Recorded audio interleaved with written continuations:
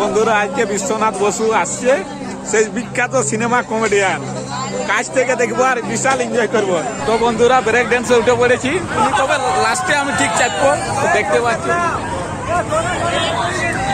মোটামুটি খুবই ভালো লাগছে, তবে এটাতে চাপলে কি হয় মনে হবে যে 100 মিটার দূরে জেনে পড়ছি।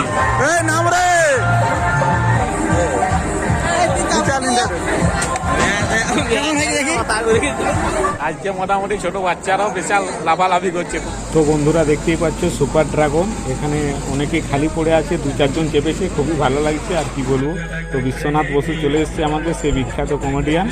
তো আসা মাত্রই লোকের ভিড়, প্রচণ্ড ভিড়। তো তিনি গ্রিন রুমে প্রবেশ করছে, তো প্রবেশ করছে দেখতেই পাচ্ছ। এরপর অপেক্ষা করছে, স্টেজে একটা ড্যান্স হচ্ছে, তারপরে উনি উপরে উঠবেন। ওই জন্য একটু অপেক্ষা করছে। তো খুবই ভালো লাগছে সামনে থেকে দেখতে পেয়ে।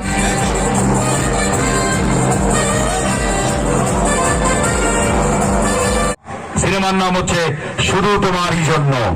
তাতে দেবের কি সুন্দর ড্রেস, কি সুন্দর মিনির, কি সুন্দর শ্রাবন্তীর, কি সুন্দর ড্রেস আমাদের সোয়ামের, আবার লুঙ্গি আর গামছা।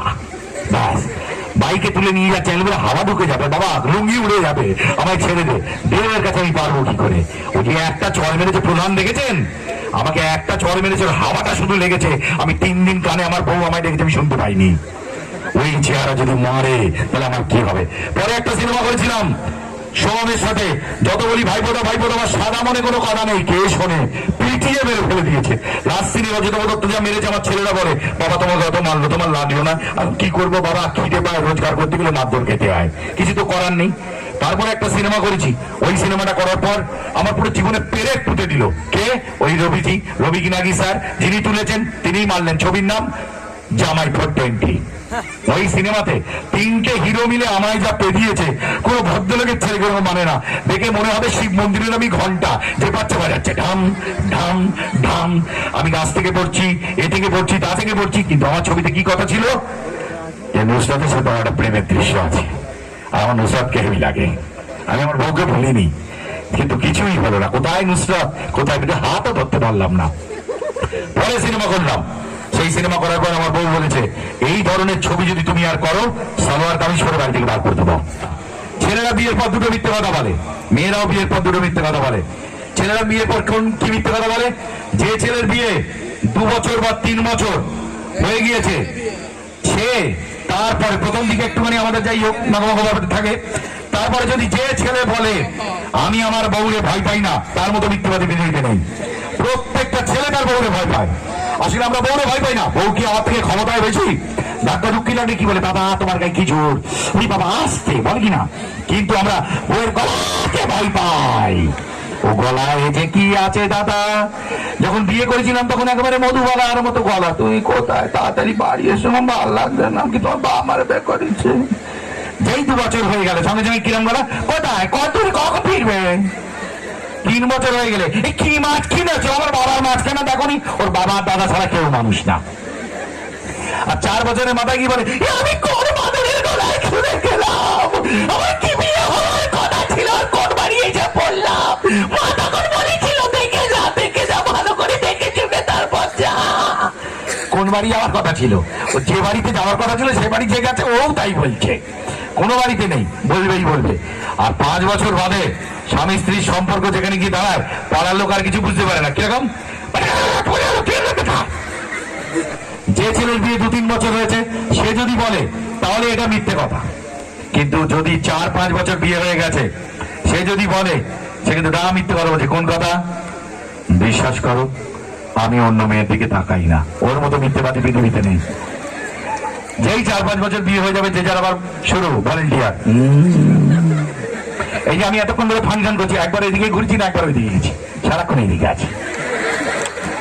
সাথে আমি বউকে সঙ্গে নিয়ে আসি না, আমার বউ আসলে তো ভাল লাগে না। এই যে মেয়েরা আমার দিকে তাকায়, সেলফি তোলে, হাসে, ধরুন তো গায়ের কাছে, তোমার কাছে ঘেঁচু, তুমি সরে যেতে পারলে না। আমি জিনিসে ভালো থাকি, ওর বউ একদম চায় না। হলো তো 15টা বছর, এবার একটু লাগার ছাড় দেয়। বাড়ি করেছি বলি কি হোটেলে খেতে দেয়? আসলে বউ ভয় পেয়েছে আশেপাশের ঘটনা দেখে। এবার মেয়েদের মিথ্যে কথা আসি। একটা মেয়ে প্রথম মিথ্যে কথা বলে অষ্টমঙ্গলায় বাপের বাড়ি গিয়ে, একটা মেয়ে অষ্টমঙ্গলায় বাপের বাড়ি গেলে তার সামনে কে আসে?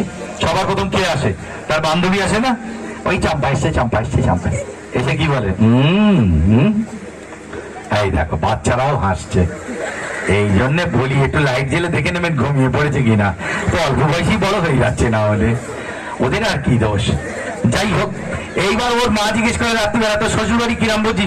ও জানো তোমার যা ভেবেছিলাম তা নয়, আমার শাশুড়ি আমার ননদ আমার বন্ধুর মতো। কোনোদিন হয় না। যে বাড়িতে শাশুড়ি বৌমা আর ননদ থাকে ও বাড়ি কাকও বসে না, চিল ওড়ে না। কারণ বাড়ির মধ্যে তো সারাক্ষণ চলছে তুমি তো আমি